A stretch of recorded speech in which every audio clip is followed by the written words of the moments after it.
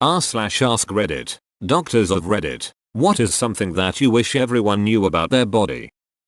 You need some kind of exercise. Doesn't matter how you feel right now. Sitting for 12-16 hours a day will have negative consequences. That administering CPR compressions ASAP is one of the greatest indicators of successful outcomes. Had a guy roll in post-Torsad's arrest. The guy behind him at the DMV when he went down was an IQ nurse who started compressions within seconds and got the ED attached. Patient came in talking with his only complaint being chest pain from the compressions. I wouldn't have believed it if the medics hadn't given me the rhythm strip. Don't do DIY surgery or hold off on reporting things that are obvious warning signs. Don't be the guy who tried to remove his skin cancer with a knife.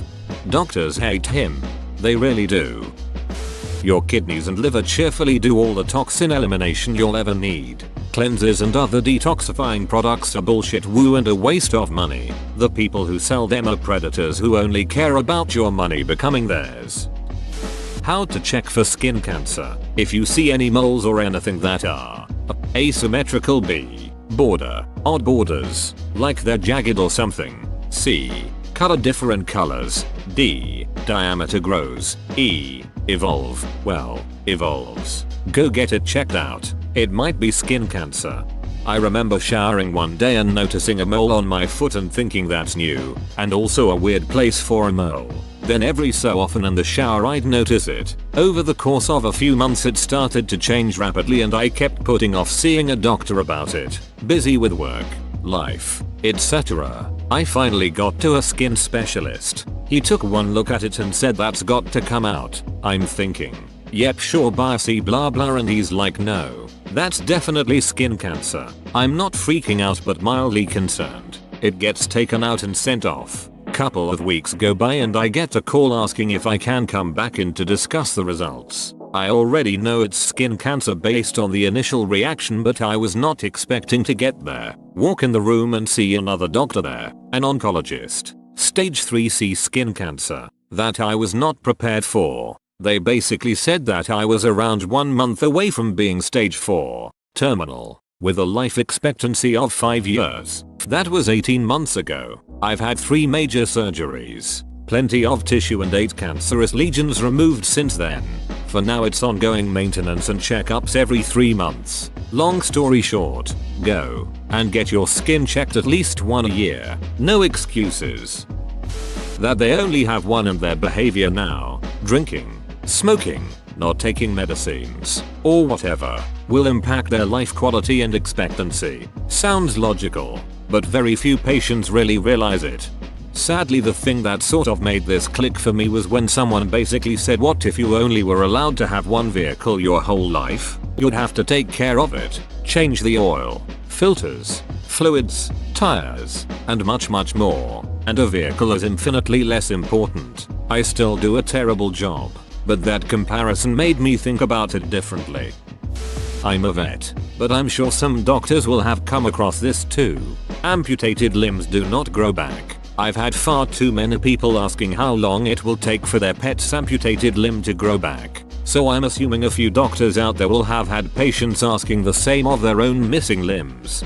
Maybe those people you've met think all animals are like lizards. JK, I think sometimes it's shock or fear of what might be ahead and how things might change that makes people say that. And then again, some are just stupid or ignorant. Also, thanks for what you do as a vet, taking care of vulnerable creatures. Your mental health is just as important as your physical health. If you could keep track of the assorted parts you've had removed or added, that'd be very helpful. I'm not saying you need to know whether your funduplication was an ASIN or a door, but if you're complaining about belly pain, it would be nice to know that the last time you had belly pain they took out your gallbladder/appendix sigmoid colon. And if you've ever had something implanted and they gave you a little card, that's not warranty information. That tells us if you're going to explode if you go in an MRI. Bring it, otherwise it will be googled.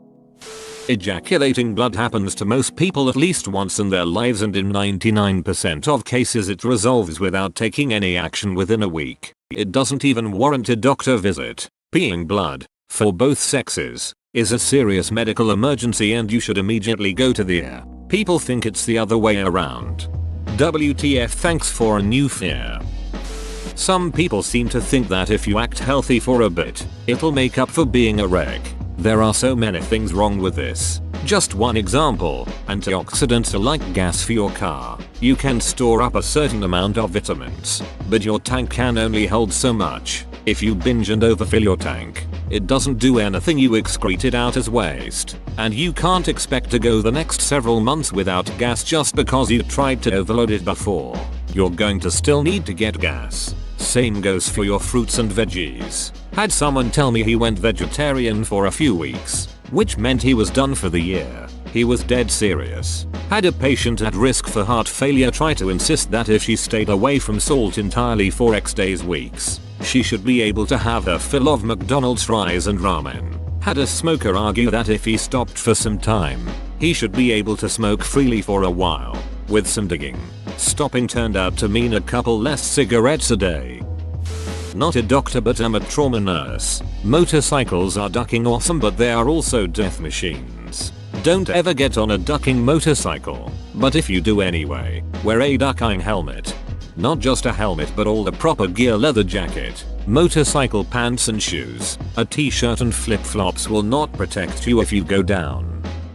Not a doctor, but this information could save a life. In an emergency situation where you are giving first aid CPR to someone, instead of stating general instructions to the group of inevitable onlookers like someone call 911, someone get a defibrillator point. If able, otherwise some other form of direction to someone, and say you call 911 and you find a defibrillator. This prevents the bystander syndrome where people think someone else will probably do that, and gives clear instructions, allowing for a more efficient process where literally seconds could mean life or death.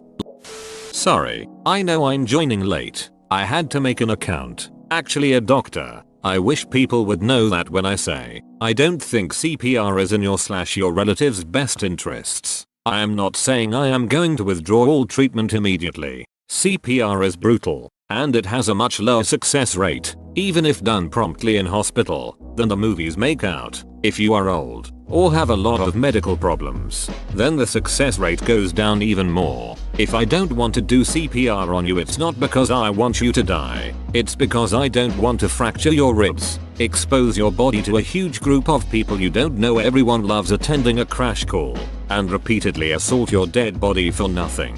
I want you to die with dignity and care if there is no chance of bringing you back. In summary, CPR is great and everyone should learn how to do it. It does save lives. But, if a doctor suggests it should not be performed, please give serious thought to that. We don't suggest a DNA CPR for no reason. That there is a wide range of normal. Don't be embarrassed by your body. Having said that, if you are concerned about anything, ask your doctor. We have generally heard it all before. And trust me, we have, nearly always, seen it all before. Maybe you have something that has been bothering you for ages, but you were too scared or embarrassed to ask about it. Just ask. It might be nothing and you have been stressing about it for no reason. And if not, then you are at least one step closer to getting it fixed. No one can help if they don't know. There are no stupid questions. So ask away. I'm always amazed when I have been asked about something that has been bothering a patient for years and years, but they were too embarrassed, scared to bring it up. Most of the time, it is nothing, a completely normal body function feature. Other times, it is something that should have been discussed right away. You know your body best, so speak up. Don't wait for the doctor to ask the right question. Tell us what drugs and alcohol you're on. We aren't gonna tell the cops. We aren't gonna lecture you, but it might change the anesthesia I give you. Some stuff I give you might kill you. If you drink a 30-pack a day, tell me. My stepdad is a painter. He was in a house fire at the beginning of the year. They had to put him under to remove huge chunks of skin from his arms, neck, chest, and the majority of the skin from his hands. He also has a meth problem. For information's sake, that's not related to this house fire work accident. He wasn't coherent enough to answer when they asked if he used any drugs, and my mom wasn't there, so I told them the truth. When my mom got back, She was pissed. Apparently my being honest with the nurse ducked up his workman's comp case. Duck me. I'm sorry, I didn't want him to potentially die from an interaction with anesthetic. This one is more about medication. Antibiotics only work against bacteria. They are not some kind of wonder potion that cures anything, and they should not always be given. Please stick to your prescription the doctor gives you, even if you already feel better. Don't just stop unless the doctor says you can stop. A lot of medication needs to be taken according to the prescription in order for it to be effective, because you build up the doses to an effective level. Stopping or not sticking to it really decreases effectivity. My mom tells her teen patients' parents a lot that the acne isn't the teen's fault but runs in the genes sometimes when it's bad. That psychological states may infuse bodily symptoms, and that saying so isn't dismissing that the symptoms exist. In males, there is a vestigial remnant of the uterus located in the prostate. It's called the prostatic utricle. It is a duct that leads nowhere. It sometimes has some remote endometrium in it and can produce 1 drop of blood every 28 days. Source: embryology professor in med school. So yeah, guys can get PMS too. But it's probably better to call it BMS, or premenstrual syndrome. Whoa, you made it to the end? You're a ducking beast. I'll cut you a deal. Smash like and subscribe for more curated content, bruh. It's free and that's a great price.